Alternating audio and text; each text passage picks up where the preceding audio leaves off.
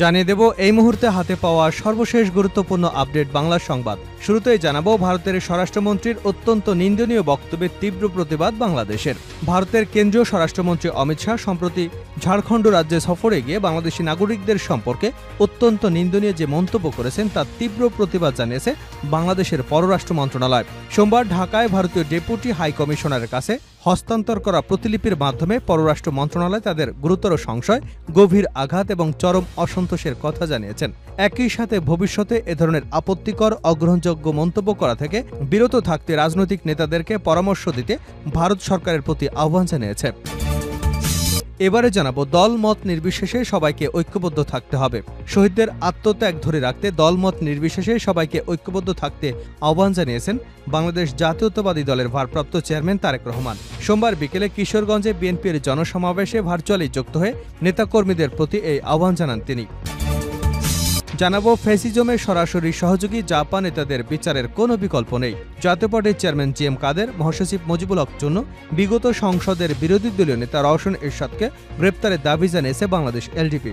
দলের মহাসচিব ও 12 দলীয় জোটের মুখপাত্র সাদাত হোসেন সেলিম বলেন, পরপর 3টি ভোটারবিহীন নির্বাচনে অংশগ্রহণ করে আওয়ামী লীগের দোসর এবং সহযোগী হিসেবে সঙ্গ দিয়েছে জাতীয় পার্টি। এদিকে বর্তমান সরকার কোনো উন্নয়ন কাজ বন্ধ করেনি, করবেও না। সাখাওয়াত অন্তর্বর্তীকালীন সরকারের নৌপরিবহন মন্ত্রণালয় এবং বস্ত্র ও পাট মন্ত্রণালয়ের উপদেষ্টা brigadier general doctor M Sakhawat Hossain বলেছেন, বর্তমান সরকার কোনো উন্নয়ন কাজ বন্ধ করেনি, করবেও না। অনেকেই মনে করেছিলেন কি না কি হয়, প্রকল্পগুলো বন্ধ হয়ে না যায়। তবে আমরা কোনো কাজ বন্ধ করিনি। অর্থনৈতিক কর্মকাণ্ডের সঙ্গে রাজনৈতিক সংশ্লিষ্টতা নেই। এবারে থাকছে ভারতে পাচারকালে ইলিশ জব্দ করল সেনাবাহিনী। ব্রাহ্মণবাড়িয়ার কসবা সীমান্ত দিয়ে ভারতে পাচারকালে 1050 কেজি ইলিশ জব্দ করা হয়েছে।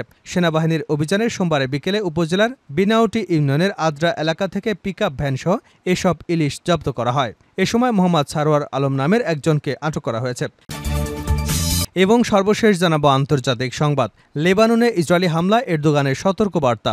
লেবাননের উপর ইসরায়েলি সাম্প্রতিক আক্রমণ নিয়ে বিশ্ববাসীকে সতর্ক করে দিয়েছেন তুরস্কের প্রেসিডেন্ট রিসেপ তাইয়েপ এরদোয়ান। তিনি বলেছেন, এমন হামলা চালিয়ে ইসরায়েল পুরো অঞ্চলে যুদ্ধ ছড়িয়ে দেবার চেষ্টা করছে। এতক্ষণ শিরোনাম শুনছিলেন, এবার বিস্তারিত। প্রিয় দর্শক, আপনি যদি এই চ্যানেলে নতুন হয়ে থাকেন, ভিডিওটি দেখতে দেখতে চ্যানেলটি সাবস্ক্রাইব করে আমাদের সঙ্গে থাকুন। আর এই ভিডিও সম্পর্কে আপনি আপনার মূল্যবান মতামতটি কমেন্ট বক্সে জানিয়ে দিন। আর হ্যাঁ প্রিয় দর্শক, জানিয়ে দিন ভিডিওটি কোথা থেকে দেখছেন। ভারতের স্বরাষ্ট্রমন্ত্রীর অত্যন্ত নিন্দনীয় বক্তব্যের তীব্র প্রতিবাদ বাংলাদেশের। ভারতের কেন্দ্রীয় স্বরাষ্ট্রমন্ত্রী অমিত শাহ সম্প্রতি ঝাড়খণ্ড রাজ্য সফরে গিয়ে বাংলাদেশের নাগরিকদের সম্পর্কে অত্যন্ত নিন্দনীয় যে মন্তব্য করেছেন তার তীব্র প্রতিবাদ জানিয়েছে বাংলাদেশের পররাষ্ট্র মন্ত্রণালয়। সোমবার ঢাকায় ভারতীয় ডেপুটি হাই কমিশনারের কাছে হস্তান্তর করা প্রতিলিপির মাধ্যমে পররাষ্ট্র মন্ত্রণালয় তাদের গুরুতর সংশয়, গভীর সংঘাত এবং চরম অসন্তোষের কথা জানিয়েছে। একই সাথে ভবিষ্যতে এ ধরনের আপত্তিকর অগ্রহণযোগ্য মন্তব্য করা থেকে বিরত থাকতে রাজনৈতিক নেতাদেরকে পরামর্শ দিতে ভারত সরকারের প্রতি আহ্বান জানিয়েছে। পররাষ্ট্র মন্ত্রণালয় জোর দিয়ে বলেছে, প্রতিবেশী দেশের নাগরিকদের বিরুদ্ধে দায়িত্বশীল অবস্থান থেকে আসা এ ধরনের বক্তব্য দুই বন্ধুত্বপূর্ণ দেশের মধ্যে পারস্পরিক শ্রদ্ধা এবং বোঝাপড়ার চেতনাকে ক্ষুণ্ণ করে। দলমত নির্বিশেষে সবাইকে ঐক্যবদ্ধ থাকতে হবে। তারেক রহমান শহীদদের আত্মত্যাগ ধরে রাখতে দলমত নির্বিশেষে সবাইকে ঐক্যবদ্ধ থাকতে আহ্বান জানিয়েছেন বাংলাদেশ জাতীয়তাবাদী দলের ভারপ্রাপ্ত চেয়ারম্যান তারেক রহমান। সোমবার বিকেলে কিশোরগঞ্জে বিএনপির জনসমাবেশে ভার্চুয়ালি যুক্ত হয়ে নেতাকর্মীদের প্রতি এই আহ্বান জানান তিনি। তারেক রহমান বলেন, আগামীতে ক্ষমতায় গেলে প্রত্যেক পরিবারকে খাদ্য সহযোগিতা হিসেবে ফ্যামিলি কার্ড দেওয়া হবে। শহীদদের আত্মত্যাগ ধরে রাখতে হলে দলমত নির্বিশেষে সবাইকে ঐক্যবদ্ধ থাকতে হবে। দলমত নির্বিশেষে সবাইকে নিয়ে দেশের উন্নয়ন করতে হবে। তিনি আরও বলেন, রাজনৈতিক অধিকার প্রতিষ্ঠার পাশাপাশি দেশের অর্থনৈতিক মুক্তির জন্য সবাইকে ঐক্যবদ্ধ হয়ে কাজ করতে হবে। জনগণের নির্বাচিত সরকার ছাড়া দেশের উন্নয়ন অগ্রগতি সম্ভব নয়। এজন্য দরকার ভোটের মাধ্যমে নির্বাচিত সরকার। জনগণের এই অধিকার প্রতিষ্ঠার জন্য জুলাই বিপ্লবে অসংখ্য ছাত্র জনতা শহীদ হয়েছেন, তাদের কাঙ্ক্ষিত স্বপ্ন বাস্তবায়ন করতে হবে। তিনি আরও বলেন, ভবিষ্যতে বিএনপি সরকার গঠন করলে বাংলাদেশে কতগুলো পরিবার আছে আমরা তা নির্দিষ্ট করব। আমরা রাষ্ট্রের পক্ষ থেকে একটি করে ফ্যামিলি কার্ড প্রত্যেকটি পরিবারকে করে দেব। এই ফ্যামিলি কার্ডটি হবে পরিবারের মায়ের অথবা গৃহিণীর নামে। এই কার্ডটি প্রথমে গ্রাম থেকে তারপর ধীরে ধীরে শহর, থানা, উপজেলা এবং জেলা পর্যায়ে করব। এই ফ্যামিলি কার্ডে একটি পরিবারের মাসিক প্রয়োজনীয় ভোগ্যপণ্য সমূহের কিছু অংশ এই কার্ডের মাধ্যমে পাওয়া যাবে। ফ্যাসিজমের সরাসরি সহযোগী জাপান নেতাদের বিচারের বিকল্প নেই বাংলাদেশ এলডিপি।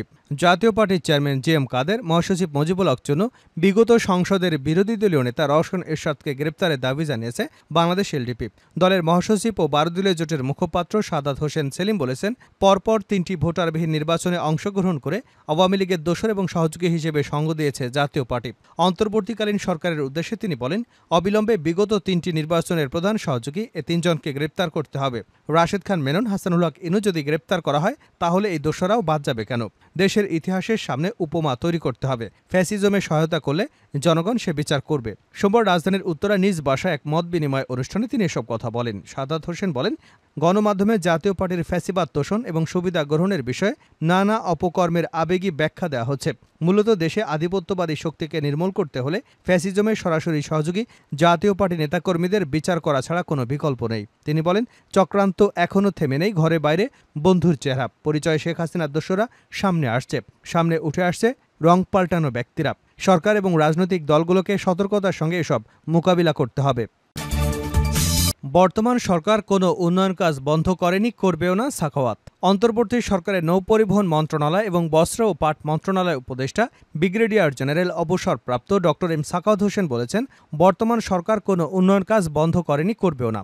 অনেকেই মনে করেছিলেন কি না কি হয়, প্রকল্পগুলো বন্ধ হয়ে যেতে পারে। তবে আমরা কোনো কাজ বন্ধ করিনি। অর্থনৈতিক কর্মকাণ্ডের সঙ্গে রাজনৈতিক সংশ্লিষ্টতা নেই।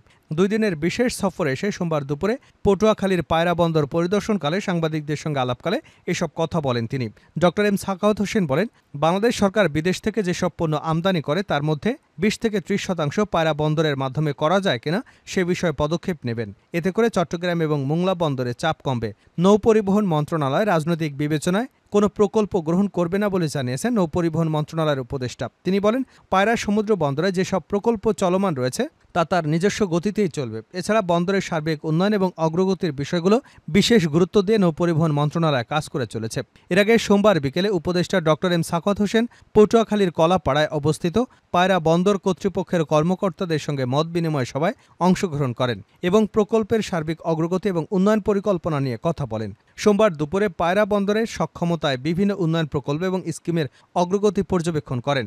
এ সময় উপস্থিত ছিলেন নৌপরিবহন মন্ত্রণালয় সচিব সঞ্জয় কুমার বণিক, পায়রা বন্দর কর্তৃপক্ষের chairman rear admiral Abdul Al Mamun Chowdhury সহ আরও বেশ কয়েকজন। শেষ করছে আন্তর্জাতিক সংবাদ দেব। লেবাননে ইসরায়েলি হামলা, এরদোগানের সতর্কবার্তা। লেবাননের উপর ইসরায়েলি সাম্প্রতিক আক্রমণে বিশ্ববাসীকে সতর্ক করে দিয়েছেন তুরস্কের প্রেসিডেন্ট রিসেপ তাইপ এরদোয়ান। তিনি বলেছেন, এমন হামলা চালিয়ে ইসরায়েল পুরো অঞ্চলে যুদ্ধ ছড়িয়ে দেবার চেষ্টা করছে। তুর্কি প্রেসিডেন্ট রোববার নিউ ইয়র্কে তুর্কি আমেরিকান জাতীয় পরিচালনা কমিটির একটি অনুষ্ঠানে উপস্থিত হয়ে এই সতর্কবার্তা দেন। তিনি বলেন, লেবাননের বিরুদ্ধে ইসরায়েলের সাম্প্রতিক হামলা এবং ইসরায়েলি নেতাদের সাম্প্রতিক বিবৃতি যুদ্ধকে পুরো অঞ্চলে ছড়িয়ে দেবার প্রচেষ্টার একটি স্পষ্ট উদাহরণ। এরদোগান বলেন, ফিলিস্তিনি ভূখণ্ডে বিশেষ করে গাজা উপত্যকায় চালানো ইসরায়েলের গণহত্যা এ অঞ্চলের শান্তিকে হুমকির মুখে ফেলেছে বলেও মন্তব্য করেন। তুর্কি প্রেসিডেন্ট এ সময় বিশ্ব সংস্থাগুলোর সমালোচনা করে বলেন, গ্লোবাল সংস্থা এবং সংগঠনগুলো গাজায় দমননীতি বন্ধ করতে এবং ইসরায়েলের গণহত্যা প্রতিরোধে কার্যকর কোনো পদক্ষেপ নেয়নি। এ সময় তিনি জাতিসংঘের ব্যর্থতা উল্লেখ করে বলেন, বর্তমান বৈশ্বিক ব্যবস্থায় তার প্রভাব এবং বিশ্বাসযোগ্যতা হারাতে শুরু করেছে এবং শান্তি ও নিরাপত্তা নিশ্চিত করার দায়িত্বে থাকা সংস্থাগুলোর নৈতিক পতন ঘটেছে। গাজায় 352 দিন ধরে চলমান হত্যাকাণ্ড এটাই প্রমাণ করেছে। তুরস্কের অবস্থান এমন পরিস্থিতিতে তুরস্ক ইসরায়েলের দখলদার, আক্রমণাত্মক এবং গণহত্যামূলক নীতির বিরুদ্ধে দ্রুত পদক্ষেপ নেওয়ার চেষ্টা করে আসছে বলে জানান তুর্কি প্রেসিডেন্ট। এরদোগান বলেন, আমরা আল আকসা মসজিদের পবিত্রতা এবং ঐতিহাসিক মর্যাদার উপর আঘাতের বিরুদ্ধে কখনই নীরব ছিলাম না এবং আগামীতেও থাকব না। তুর্কি সম্প্রদায়ের প্রতি বার্তা।